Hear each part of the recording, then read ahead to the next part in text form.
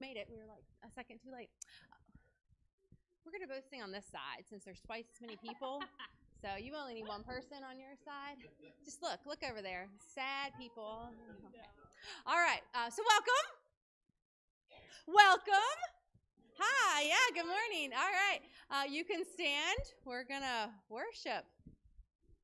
Matt's not going to let us start. We keep doing this. Crazy.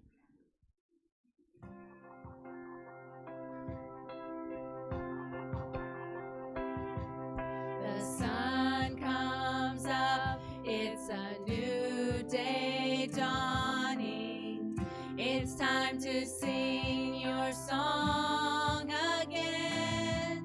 Whatever may pass and whatever lies before me, let me be singing when the evening comes. Bless the Lord, oh my soul, worship His holy name. Sing like never before, oh my soul, I worship Your holy name.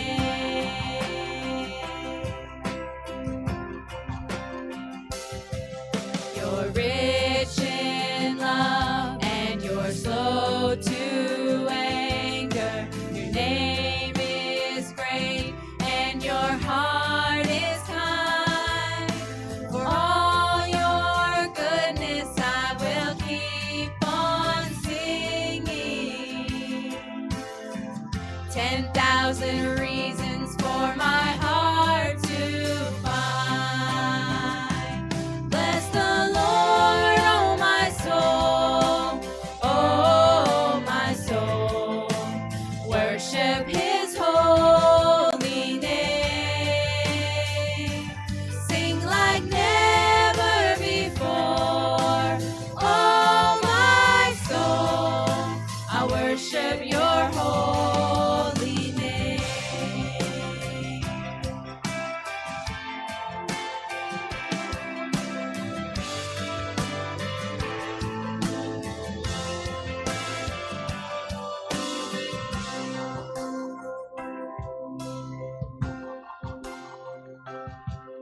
And on that day when my strength is failing, the end draws near and my time has come, still my soul will sing your praise unending.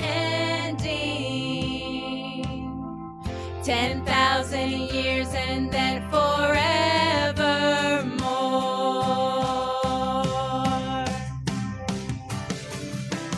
Bless the Lord, oh my soul, oh my soul.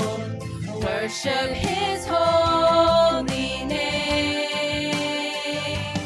Sing like never before, oh my soul. I worship your holy name. Bless the Lord, oh my soul, oh my soul. Worship his holy name. I sing like never before, oh my soul. I worship your holy name. God, I worship your holy name. Yes, I'll worship your holy name.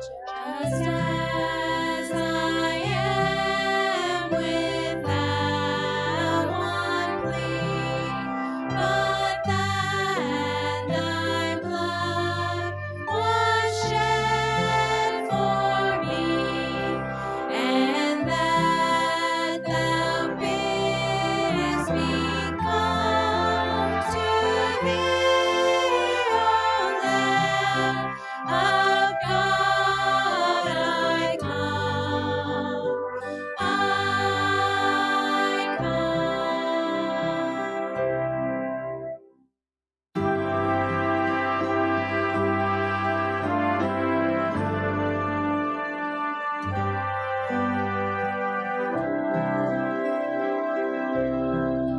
just as I am and waiting not to rid my soul of one dark blood, to thee whose blood can cleanse each thought, O Lamb of God, I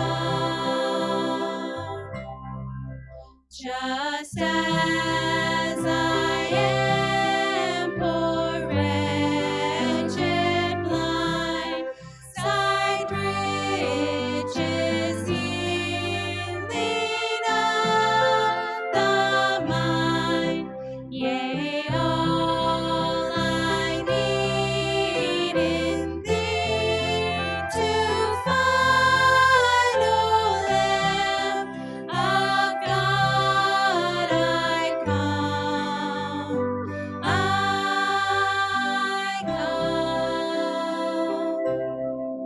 just as I am, bound wilt receive, wilt welcome, pardon, cleanse freely, because Thy promise I believe, O Lamb of God, I come, just as I am. Thy love unknown hath broken every barrier down, now to be thine, thine alone, O Lamb of God, I come,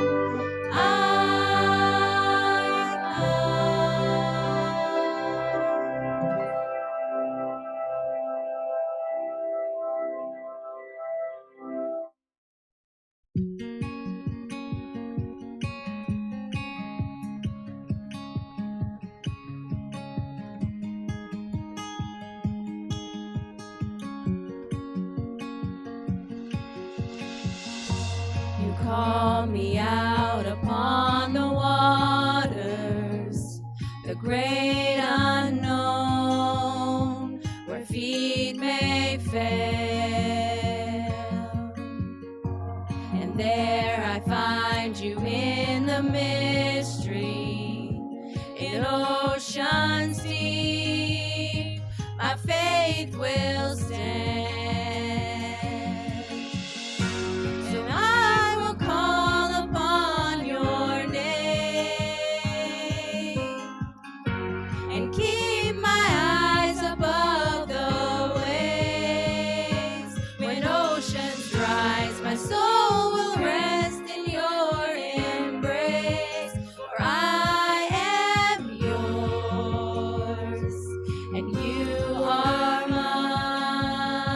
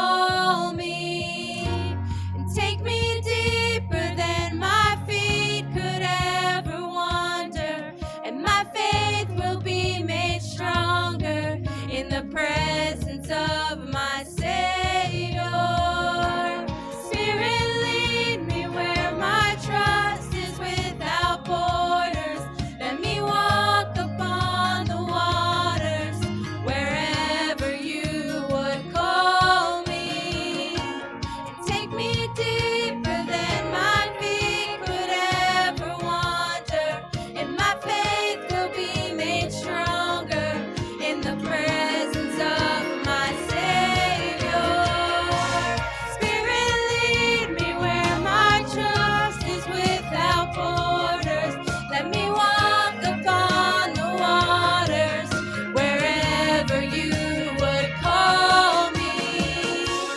Take me deeper than my feet could ever wander, and my faith will be made stronger in the presence of my Savior.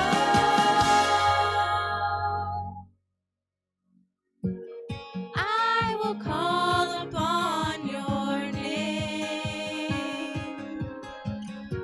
and keep my eyes above the waves.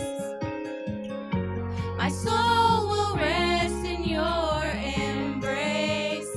I am yours, and you are mine.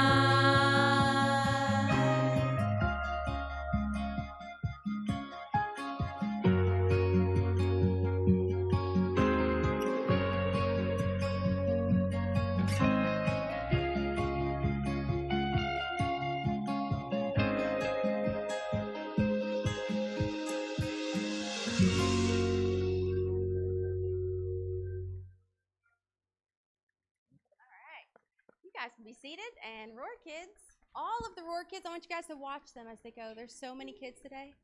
Can go downstairs.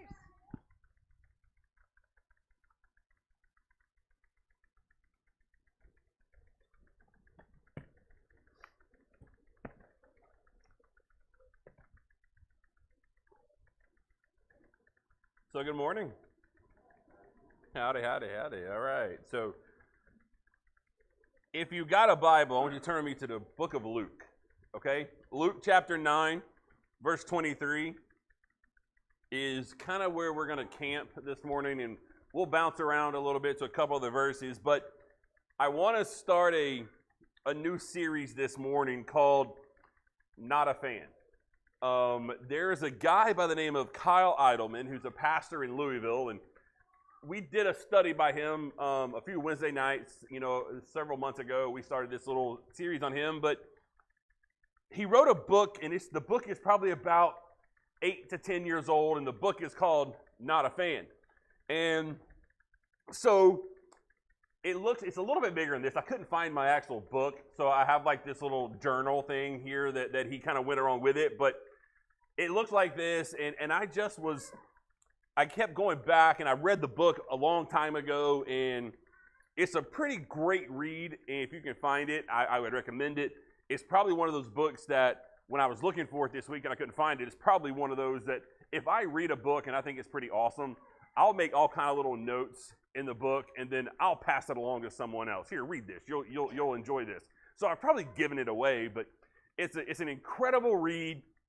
But he's talking about the simple phrase of, are we a fan of Jesus or are we a follower of Jesus? It's easy to be a fan of things. Like many of us in here, you're sports fans. Like I can honestly tell you that I am a borderline fan of WVU.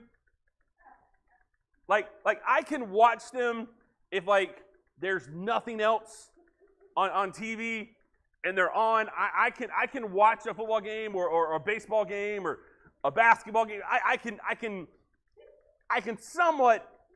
I'm a little bit of a fan, but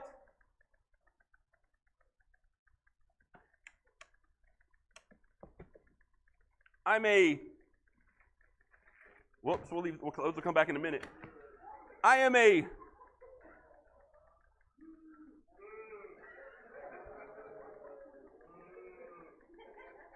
follower of this, okay? I'm a follower here, okay? Because Jesse's been out of town this weekend. I'm going to leave this right here just for your enjoyment. And Jesse's been out of town this weekend at a minister's wives retreat. And so I was a bachelor for the weekend, and it was like, I don't even know what to do with myself. So, where was I going? Oh yeah, here's where this is. I think is this where I was going with that? Oh, it was kind of this. This is where we're at. So, I'm sitting at home on Friday night, and I'm thinking, what am I going to watch? And I'm going back and forth, and I've got the Braves game on one big part of the TV, and right down there in the picture-in-picture, I've got WVU versus Oklahoma State in the baseball game going over here. So I got to watch 2 baseball games at the same time without hearing Jesse say, can we please watch something else? And I was a fan, okay? It was like, this is awesome. It was great. But are we a fan of Jesus or a follower? See, yesterday at 4 o'clock in the afternoon, Georgia played their spring game, right? All it is an inter-squad game, okay? It's just them playing each other. And I'm telling Jessie she wanted to go grocery shopping when she got home, and I'm like, you got to give me at least 30 minutes. I need to watch. She's like, they're just playing each other. What does it matter? I'm like, but Georgia's breaking in a new quarterback. I need to see who's going to be the next QB. And she's going, you'll find out in August. Well, no, I need to know now. They're playing. I need to see it. And I got my little towel out, and I'm, you Steelers fans and their terrible towel things. I'm sitting there on my couch, like cheering a spring game. And I'm thinking, what is wrong with me? Like, I've got a problem. Okay? Yeah, easy. So, there's a difference between being a fan of something and a follower of something. Like, I'm a fan, sort of WVU, but I'm a follower of Georgia. Like, I got to know what's happening. Like, I'm a fan of the Atlanta Braves. Some of y'all are looking at me like, fan? Are you sure? See, I'm a follower. I need to know what's happening. I get updates on my phone about the injury list and things that are happening on the team. I need to know these things because it matters.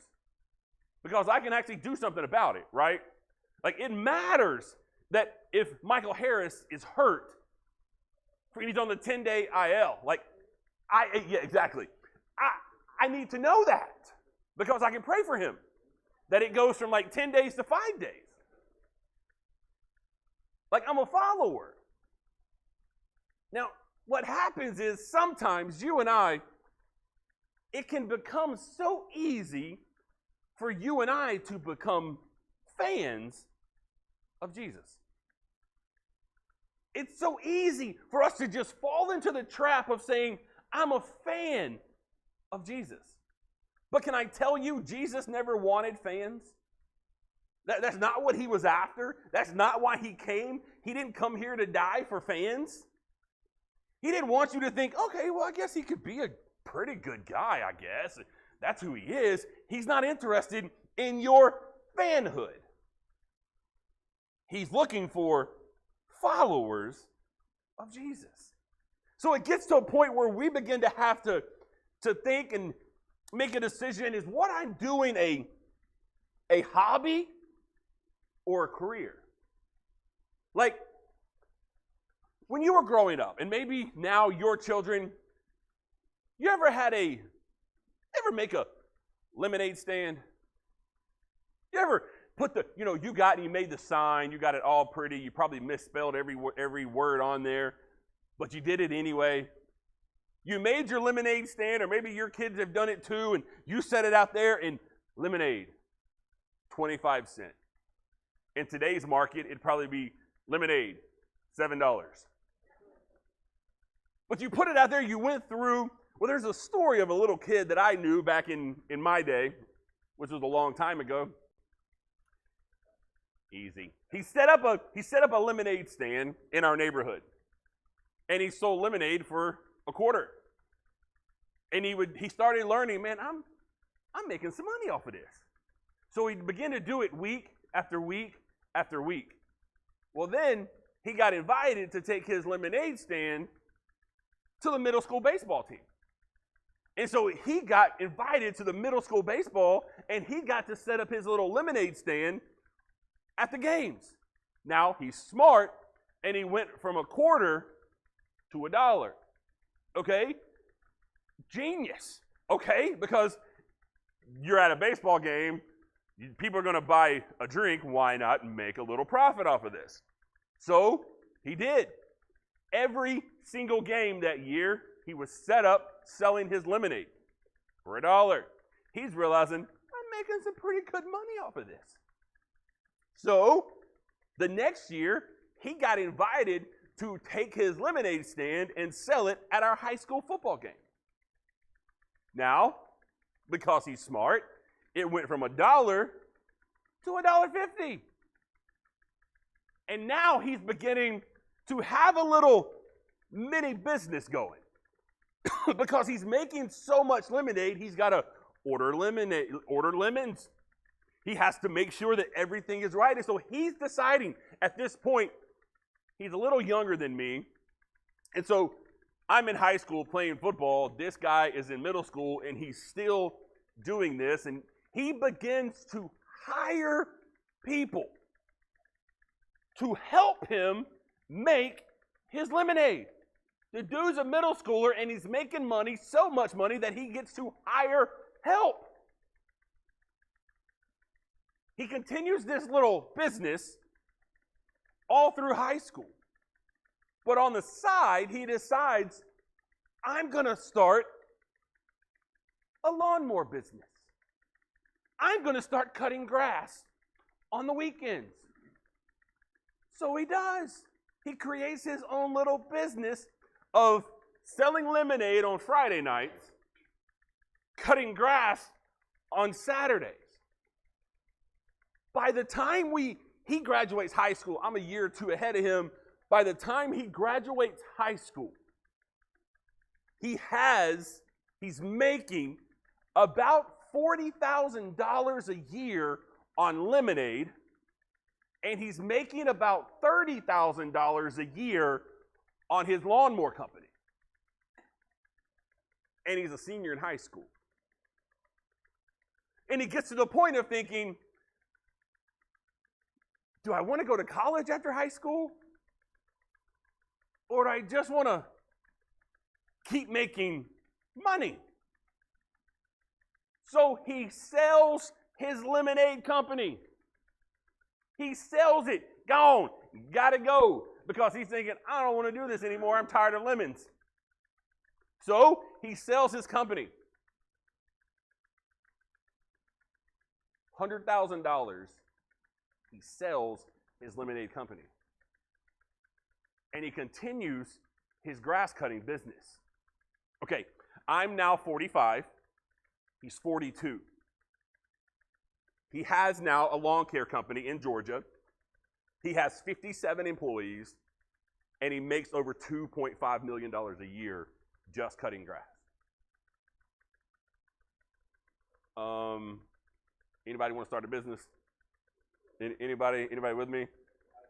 Like man, like I'm thinking, my goodness. Like he has his own business, and his business is ranked as the number 3 grass cutting, whatever it is, company in the state of Georgia.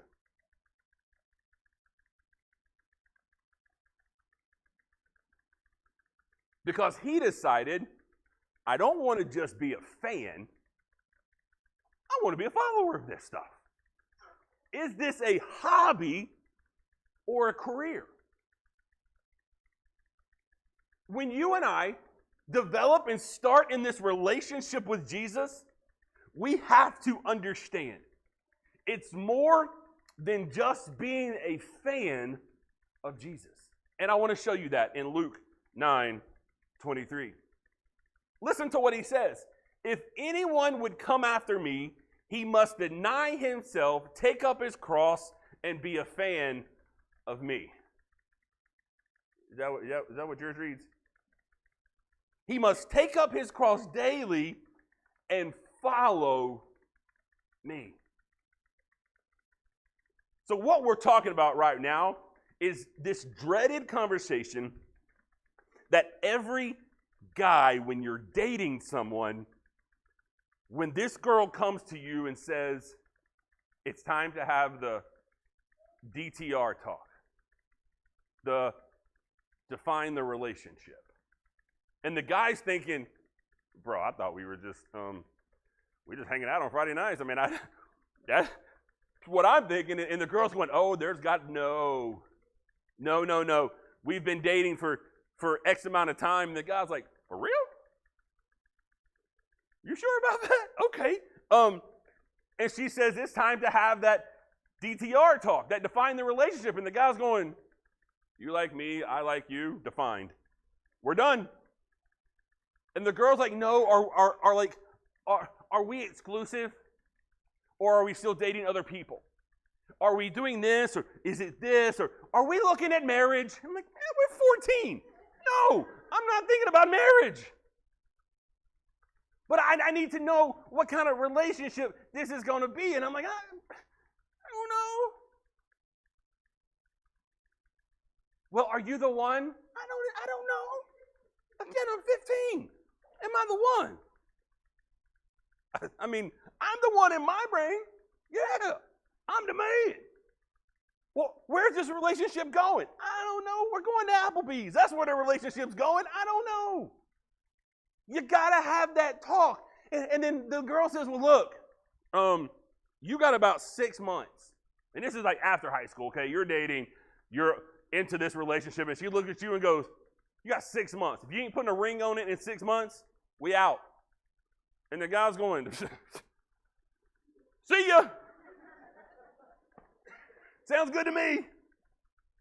You got to have this define the relationship talk. Can I tell you this morning, we're going to have the DTR talk with you and your relationship with Jesus. Because you have to define that relationship. Who is it? What's happening? And so he's saying here in this verse, take up your cross and follow me. See, Jesus isn't interested in your fanhood.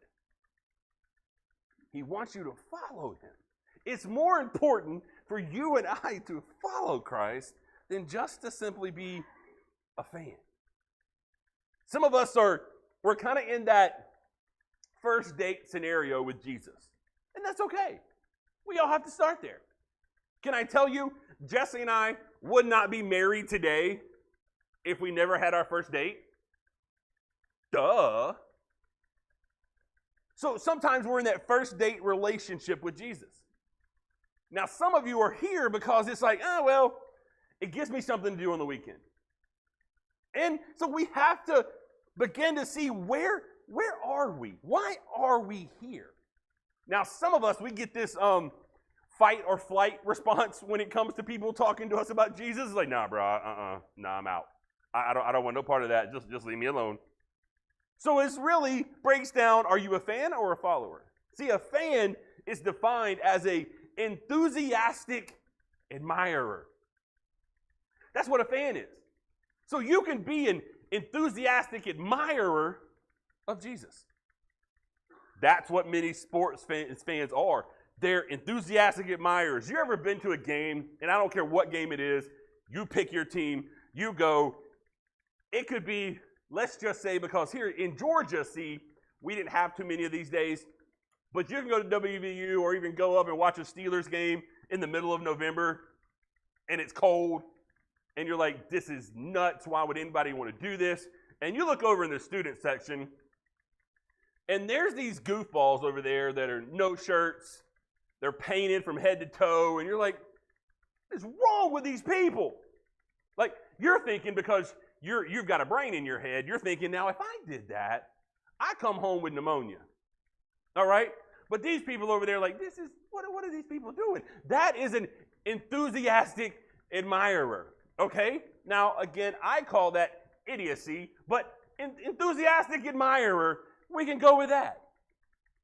That's what fans do. Can I tell you, you can come into church week after week after week and still just be an admirer of Jesus.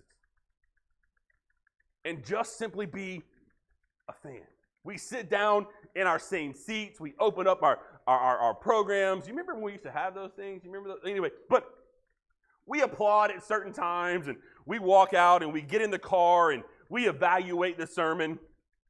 We kind of go through the service and the song selections and thinking, yeah, we'll give it a thumbs up or a thumbs down, and we come back and do it all over again next week. And we still walk out of here the same as we did before. So I want to ask you 3 questions this morning. Number 1 is this. Why are you here? Why are you here?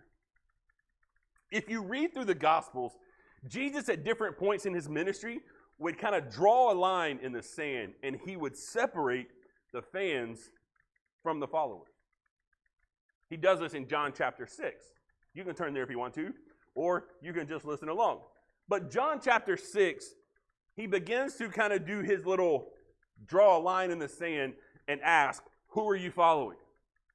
And in John 6, verse 2, he begins to lay out something here, and it's like Jesus realizes why this crowd of people is following him. Because he says in verse 2, he says, just they were coming because of the miracles. That's why they were coming. That means they'd heard of Jesus and all of his miracles and what's happening, and so people are coming just because of the miracles. They're coming just, ooh, what's Jesus going to do now? What's he going to do next? I got to see this. So it's really like they're bringing their little terrible towels going, come on, Jesus, do it again. Do it again. What you going to do now? And the people are coming to see, what is Jesus going to do now? I'm coming to see a miracle. That means you're coming as a fan. I got to see what Jesus is going to do. And if he's going to do something, I want to be able to see it so I can go back and tell my friends and my family, I saw Jesus heal a blind man. Okay, well, what did that do for you? I saw it. Okay, but what did that do for you? Well, I was there. I saw the blind man. The blind man could see. Okay, cool. I know about the blind man. What did it do for you? Well, I was clapping. I was screaming, yoo-hoo, Jesus. Okay, but what did it do for you? Why are you here? What is your because? Some people come to events and things for free food. I mean, I'm in. If you tell me there's something free, there's a good chance I'm coming. I just wanted to see what it is. What's for free? I need to see. If it's free, it's for me. That's the kind of thing. Is it because the seats are comfortable? Or is it because, I like the music? Is it because you like to chit-chat with other people? Or your kids can make friends here easier than they can at school? Or why are you here? I mean, all that is great for a while, but at some point, let's define the relationship. Why are you here? In the passage, Jesus challenges the fans to a deeper, more intimate relationship with him. And if you skip in John 6, go to verse 66. So John 6, verse 66, and you'll see this. He's challenging them to go from fandom to followers. And here's what happens. From this time, many of his disciples turned back and no longer followed him.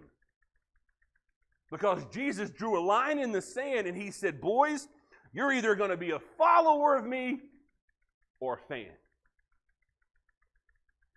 And a lot of the people walked away and said, I'm not interested in being a follower. I'm simply fine with just being a fan. And then he looks at his 12 and says, what about you guys? What are you going to do? And they stood on the right side of the line. I'm not going anywhere. I need to see this thing through. So many times in church life, it's so easy for us to get stuck in this fandom. We're going to cheer for Jesus. We're going to be there. We're going to tell him how awesome he is, but we're just a fan. Question number 2. Are you all in? Are you all in? Being a follower of Jesus requires complete commitment.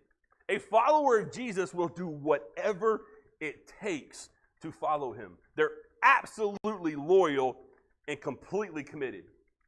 We get that in every other area of our lives. Look, I am 100% completely following this.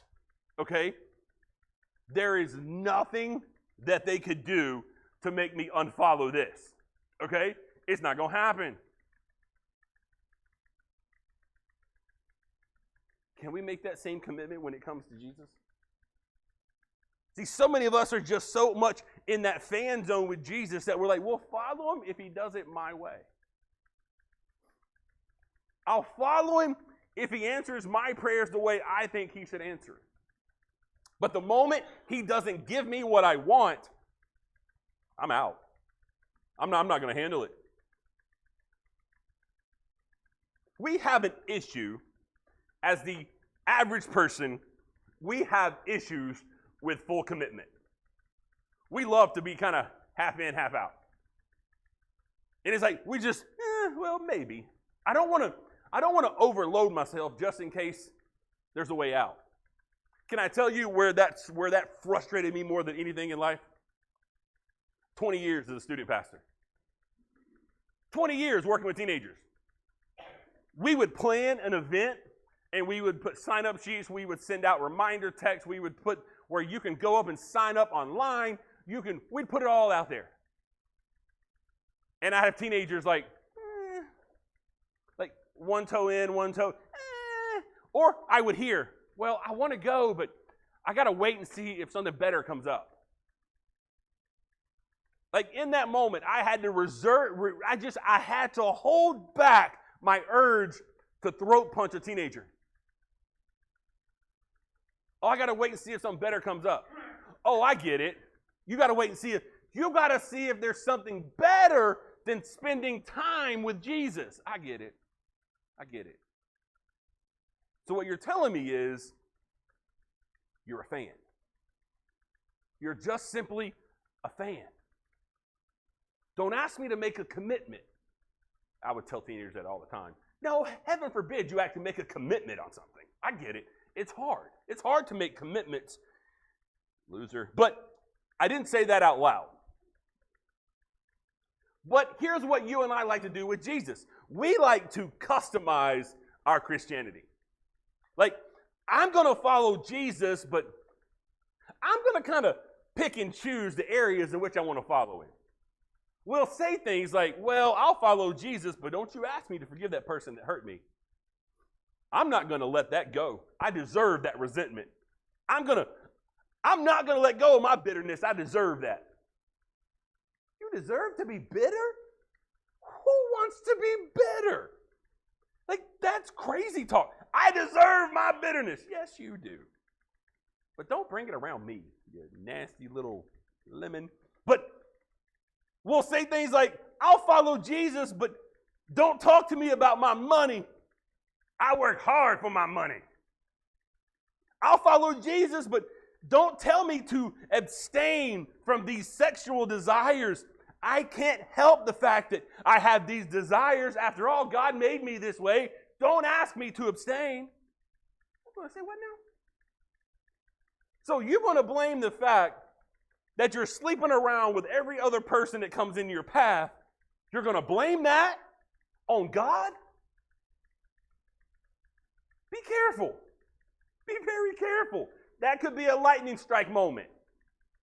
And you become a crispy critter in that moment. You're going to blame that desire on God? Be very, very careful. I'll be a follower of Jesus, but that won't stop me from getting what I want. So it's like we customize Christianity. I'll follow Jesus, but only in the areas that make me comfortable. Can I tell you, following Jesus will make you uncomfortable in all kinds of ways? It's uncomfortable. Sometimes following Jesus, you look and go, I signed up for this. Can I tell you, if you're customizing your Christianity, you're not a follower of Christ, you're just a fan. There's no option when you sign up for Jesus of a selective commitment. It can't happen. It's not a possibility. There's no bargaining, there's no bartering, there's no finagling. When you decide to become a follower of Christ, you go all in. And fans, they don't like the idea of going all in. They're not very wild about having to make sacrifices, about having to deny themselves and something they desire or crave, they don't want to do it. So why are you here? Are you all in? And number 3, have you made it your own? Have you made this relationship with Jesus your own? Many of us started going to church because of a parent.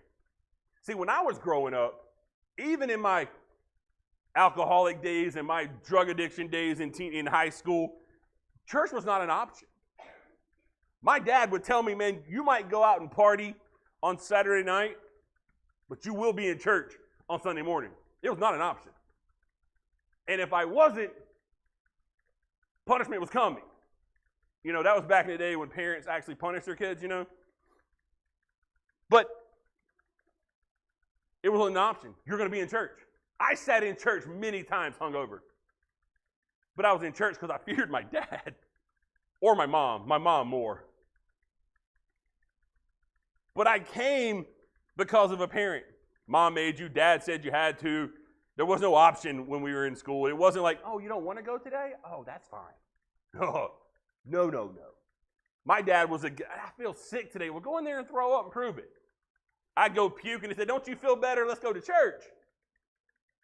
Like there was not an option. I didn't get to roll over in bed and go, I'm just tired. I was up late last night, Dad. There wasn't an option. It's Sunday. You won't be in church. Now, I hated it, but I went. Some people started coming to church because of a boyfriend or girlfriend. 20 years of student ministry, I saw it all the time. Man, what you doing here? I know you, dude. What you doing in church? Well, she's here. Yes, she is. So why are you here? Because she's here. Good idea. I didn't care. Man, you come because she's here, it's okay. I'm good with that. Why? Because now you're here. And while you're here, you're going to hear the gospel. So I'm just glad you're in the building, man. Can I tell you how many teenagers have come to Christ because they showed up in church because of a boyfriend or girlfriend? I've seen it happen hundreds of times. Well, they should come for other reasons than her. I don't care. They're here. They're going to hear the gospel while they're here. So, come on because of her. Or, come on because of him. I'm okay with that. But while you're here, you're going to hear the gospel. So, whatever gets you in the door. For those of us who grew up in church or who attended church in order to appease that significant other or relative, it can be very easy for you and I to become a fan. Like, for instance, when we were young and started driving, this was back around 1992, 93. I know some of you are going, what? I know, it was a long time ago. There was a thing called the 90s. It really happened. But a buddy of mine, we would go back and forth driving because we were lived right down the street from each other. So it was like we would go back and forth of who was going to drive that week, so that way we could save gas money. And gas then was less than $1, but we wanted to save money, and now we probably walk. But I told you, growing up, I was a hip-hop guy, all right? That's all I want to listen to. I was hip-hop. And you're looking at me going, I can see it. But this guy was not so much a hip-hop guy. And so we would ride in his car, and every week, and almost every day that we'd ride together in his vehicle, he would play this band called Aerosmith. And I grew up in that day, and I'm like, no, I'm a hip-hop guy. I don't need to listen to Aerosmith. That's not what I need. It's not what I need in my life. I need a little Tupac. Where's that? And so he's listening to Aerosmith, and I'm going to listen to me. I was not a fan of Aerosmith. Was not. I'm like going, oh, God. Can we make this drive any quicker? But as time went on, I found myself humming along to walk this way, or I find myself kind of humming along to crazy, or I find myself humming along to I don't want to miss a thing. And before long, I'm like, I'm becoming a fan of Aerosmith. What's happening? And even here we are 20 plus years later, and Aerosmith is still in my Spotify. And I'm going, what happened? It's because over time, I started as a fan and just, they're not that bad. And then I start humming along to the songs. And I'm like, okay, they're not that bad. And then I'm like, I like these guys. They're pretty good. But can I tell you, it's kind of what happens to us in church. Is we'll come week after week. Ooh, I like that song. And we just begin to hum along to the song. Some of us even get to the point to where we know we don't no longer need the table of contents in the Bible. When the preacher says, hey, turn to Luke, and we don't need the table of contents anymore, we know where Luke is.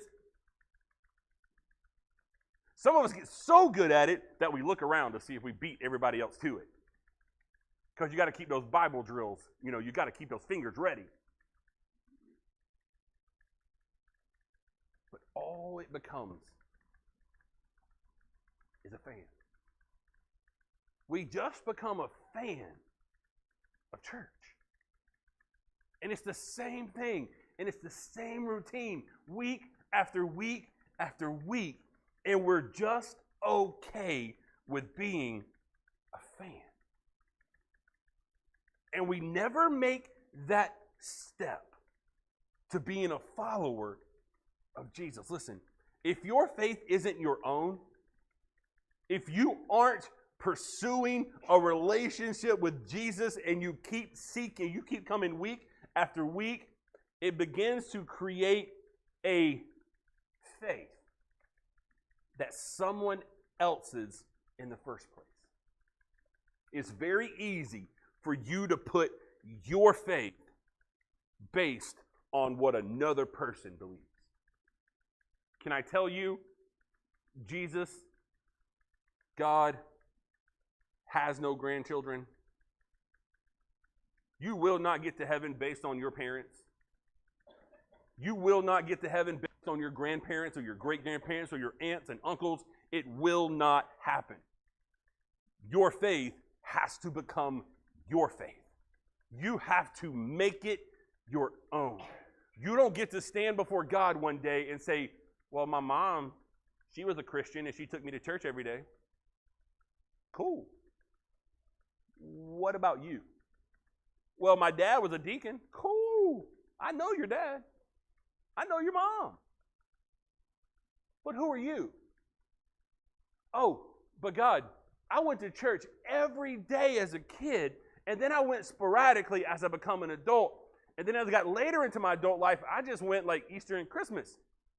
Cool. Who are you? Your faith must become your own. It can't be someone else's. We don't get to pick and choose and go, well, it's okay, and it's okay. I'm there, God. That's not how it works. Luke 14:26 says this: if anyone comes to me and does not hate his father and mother, his wife and children, his brothers and his sisters, yes, even his own life, he cannot be my disciple. That's harsh. Okay, that doesn't mean truly you have to hate everyone. This is about me and Jesus. I hate the rest of you. And that's not what he's saying. But what he is saying there is not no one. Mom, dad, husband, wife, none of those people come before me. Can I tell you, and I mean this, and I can say this because she's not up here. Again, she would utter this exact phrase. So don't think, ooh, I'm going to tell it. Jesse is second in my life. She's second. Jesus comes first. And then there's Jesse.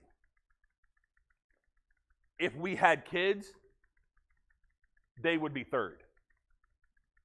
My wife comes before the children. Because, see, one day, those children are going to be gone and out of the house, and you're going to be stuck with your spouse. So which one do you think you better have the best relationship with? The ones who are leaving or the ones who are going to stay? And here's also parenting tip 101. Your kids are not meant to live with you for the rest of their life.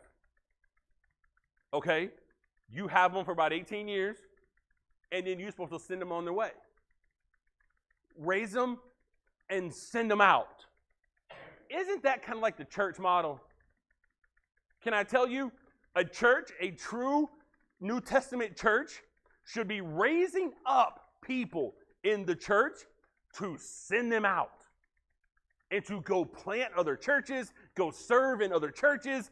That means we're not supposed to all sit around and be church members in the same place for 75 years. Send them out. Raise them up, grow them, and send them.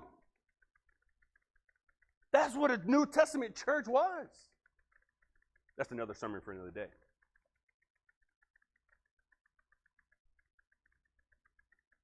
If these relationships that you have, whether it's a boyfriend or a girlfriend, it's a spouse, it's your children, listen to me. If they come before your relationship with Christ, you're doing it wrong.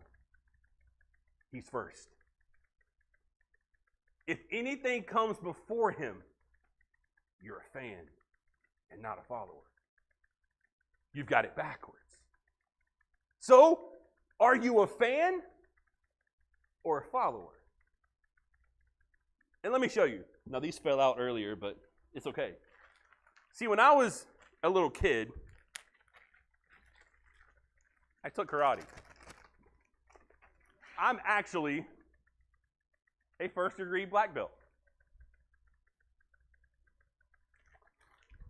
I quit after I got to that black belt that first-degree level, and I stopped. I loved it. It was a blast. But if I were to ask you this morning, see, this is your starter belt. This is where you start. And then you climb the ladder as you get better. You get different colors. But if I were to ask you, which one of these are harder to get? Your first thought goes to this one. Because, man, this one is hard. It took years to get here. And I loved it. I loved every second of it. It was supposed to teach you balance, discipline, all those kind of things. That kind of went out the window in me. I used it because I was just a roughneck, okay? I used it in other fighting techniques, okay? This one seems like it's the hardest to get. But can I tell you it's this one? Because most people never start. And if you don't start, you'll never get here.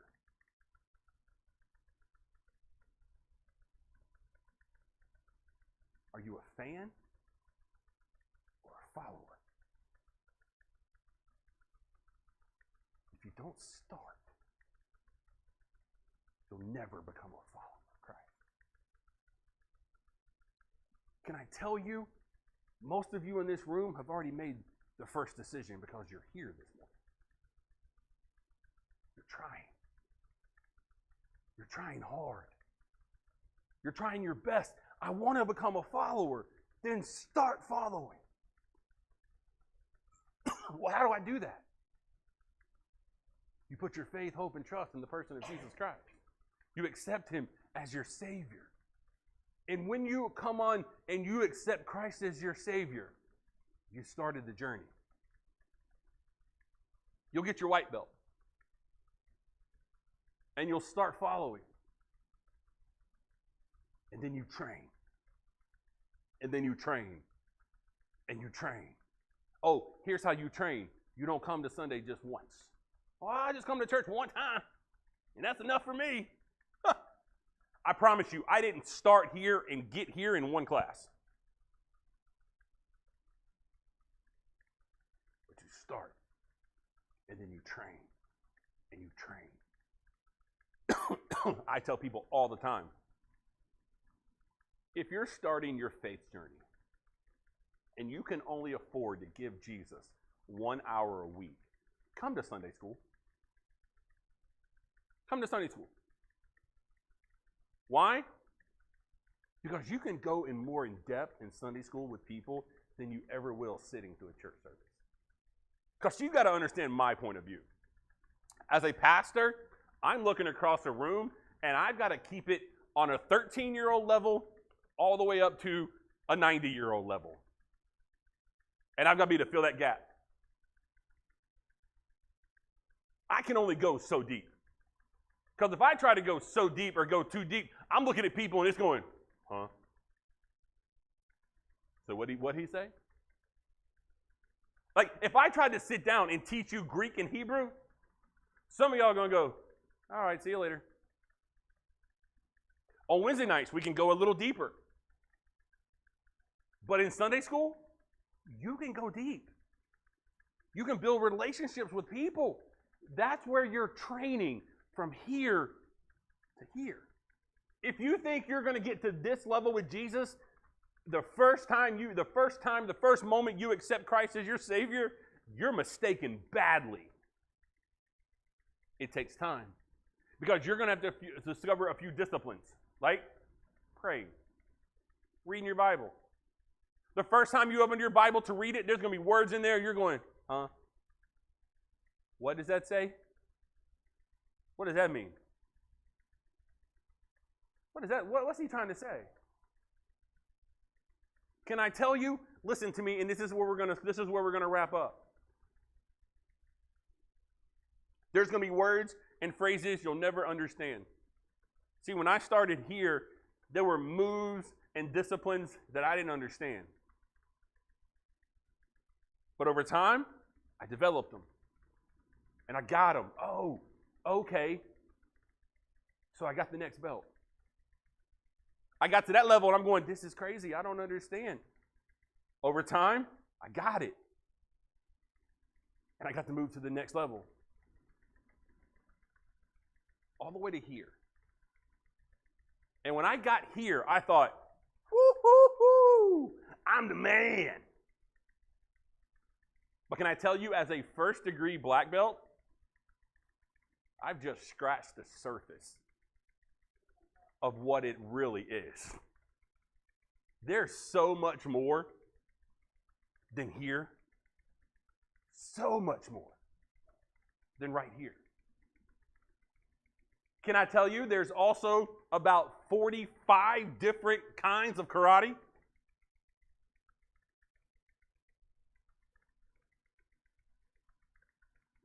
But there's only one Jesus. And you can study, and you can dig deep, and you can go further in your relationship with Christ than you've ever wanted to. But you got to start. I'm going to take you back to the cross. Hanging on the cross that day were 3 men. Remember? 3 men, 2 thieves, and Jesus. One thief was yelling at him, calling him all kind of names, making fun of him. And then there was the other guy. The other thief is saying, hold on. Do you not know who we're talking to? This is Jesus. What are you doing? Do you remember what that thief said? Remember what he said? Hey, Jesus, remember me when you come into your kingdom. You remember that? What was Jesus' response? Anybody remember? Today. There's no holding time. There's no sitting here. It's today. You will be with me in paradise. Now, I want you to take a step further. I heard a guy preach this, and I fell in love. I want to take you a step further. Here's what he said. Could you imagine on that day, that thief getting to the gate, and there's the angel at the gate going, hey man, how are you? Oh, I'm good. Well, what are you doing here? I don't know. Well, why should I let you in? I don't know. What do you mean? Why are you here? I don't know. Do you belong here? Probably not. And that angel looks over and goes, I'm going to have to go get the supervisor. And the supervising angel walks down and says, hey, what's your name? Now, we don't know his name, but I'm sure he knows his name, so he told him. And he says, well, why are you here? I don't know. Do you understand the laws of justification? No. Do you understand the laws of sanctification? No. Well, can you using systematic theology, can you tell me exactly why you're here today? And he goes, no. And the supervisor says, then why are you here? And he simply looks at him and says, because the guy on the middle cross said I could come. The guy on the middle cross, he said I could come. So here I am. And I heard that guy preach that message, and I'm going, woo! That was me. I don't understand all the laws of physics. There's too many for me to remember. When I try to explain something in systematic theology, I know it. But man, trying to get it to come out of my mouth, it's like,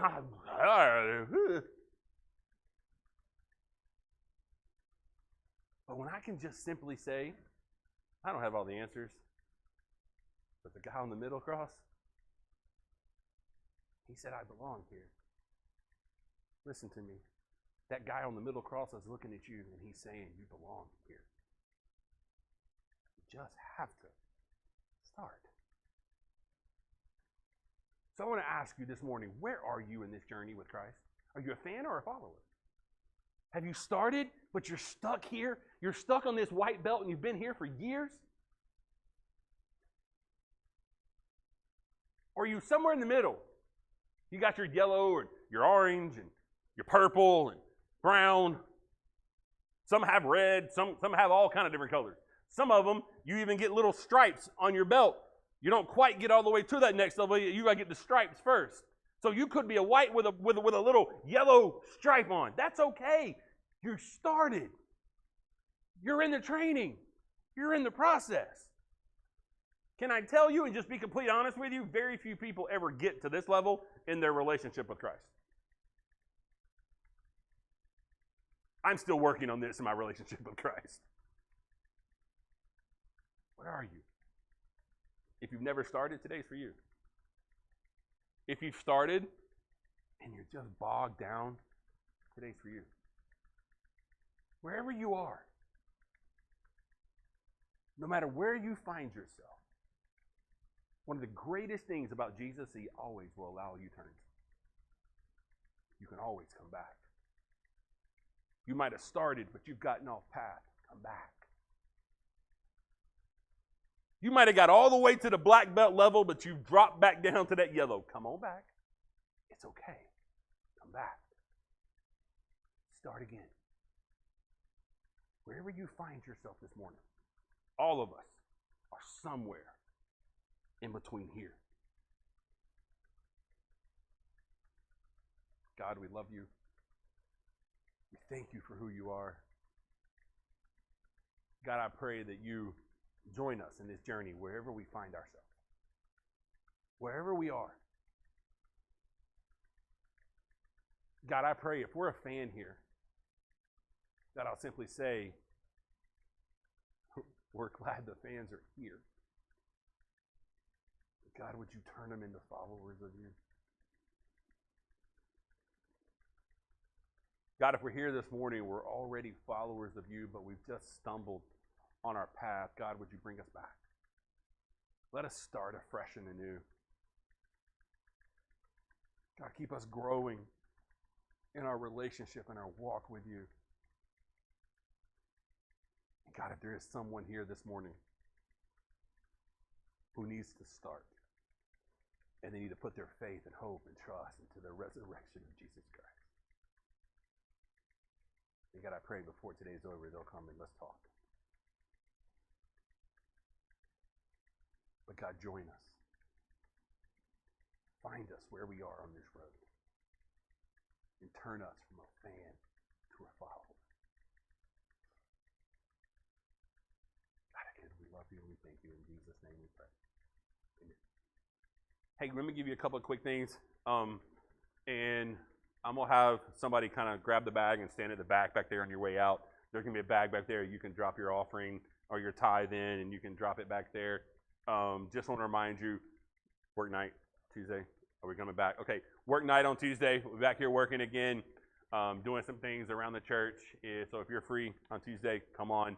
We'd love to have your help. Also, remember, VBS still coming up on us pretty quickly. Still could use a couple of help in a couple places.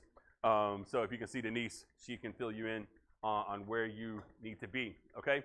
Also, you heard me last week talk about the WI opportunity we have. If you wanted to sponsor a kid for the Kennywood thing, was $100, and that was the ticket to Kennywood, a ticket for them to come back on a different day for the water park, lunch, and a t-shirt. And again, these things, they have to earn this. This isn't everybody gets to go.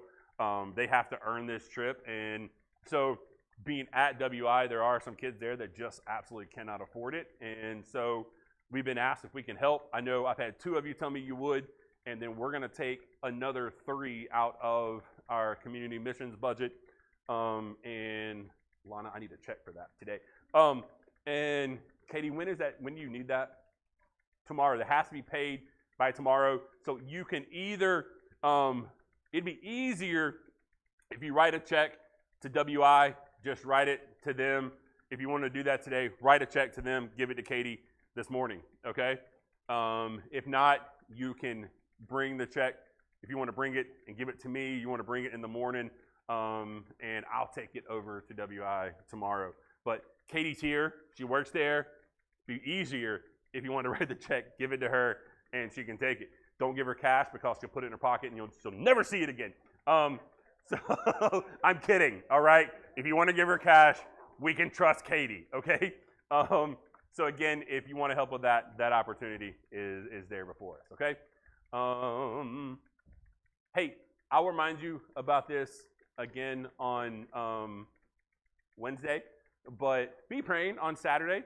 If you don't know, they're not here this morning, then that's okay.